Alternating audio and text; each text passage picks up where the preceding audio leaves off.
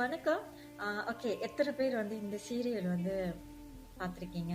நான் வந்து ரொம்ப சீரியல் பார்க்க மாட்டேன். ஆனா வந்து இந்த சீரியல் வந்து எப்படி சொல்லுவாங்க, க்ளோஸ் டு மை ஹார்ட் அப்படின்னு சொல்லலாம். அந்த அளவுக்கு ஒரு கியூட் தானே வந்து ஒரு சீரியல். ஆக்சுவலா இது வந்து ஏஜ் டிஃப்ரெண்ட் எப்படி லவ் பண்றாங்க அதுதான். 2 பேருமே ரொம்ப வந்து எப்படி சொல்லுவாங்க, ரொம்ப கியூட்டான ஒரு சீரியல்னு சொல்லலாம். எனக்கு ரொம்ப பிடிக்கும்.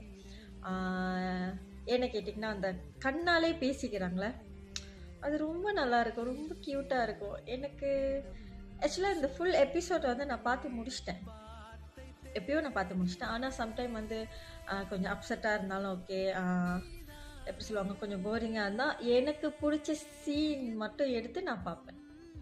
முக்கியமா அவங்க 2 பேரு இருக்கிற scene, hero, heroine, I mean Surya Prakash and Anu இருக்கிற அந்த சீன் மட்டும் நான் ரொம்ப ஃபேவரட்டா பார்ப்பேன். ஏன்னா அது எனக்கு ரொம்ப பிடிக்கும்.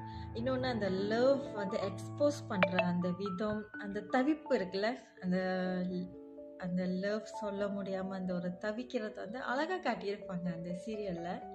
இந்த மாதிரியும் ஒரு சீரியல் எடுக்க முடியுமா, இப்படியும் லவ் பண்ண முடியுமா அப்படின்னு ரொம்ப அழகா வந்து காட்டியிருப்பாங்க. அதில் வந்து அவருக்கு வந்து சூர்ய பிரகாஷ், அந்த பேர் வந்து உண்மையாலுமே நல்லா இருக்கு. சூர்ய பிரகாஷ் நைஸ். அவங்க கோம்போ வந்து ரொம்ப நல்லா இருந்துச்சு. ஆக்சுவலாக அந்த சீரியல் பார்த்தா நமக்கே தோணும், சா இந்த இந்த மாதிரி ரியலா இருக்கக்கூடாதா, நம்ம அந்த இடத்துல இருக்கக்கூடாதா அப்படிலாம் தோணும். அந்த லவ் இருக்குல்ல, அது வந்து இந்த மாதிரி சீரியல் மூவி அதில் தான் பார்க்க முடியும். ஆக்சுவலாக உண்மையாலுமே இந்த மாதிரி லவ் இருக்கான்னு கேட்டால் பட் தெரியல. இந்த மாதிரி பார்த்தே சந்தோஷப்பட்டுக்கணும். இன்னும் வந்து அந்த சீரியல் பார்க்கலையா? ஓகே, பாருங்க. ஏன்னா ஃபுல் எபிசோட் வந்து யூடியூப்ல இருக்கும். கண்டிப்பாக நீங்கள் எல்லாம் பார்க்கணும். ஏன்னா அப்படிப்பட்ட ஒரு லவ் அதெல்லாம். ஓகே, நன்றி, வணக்கம்.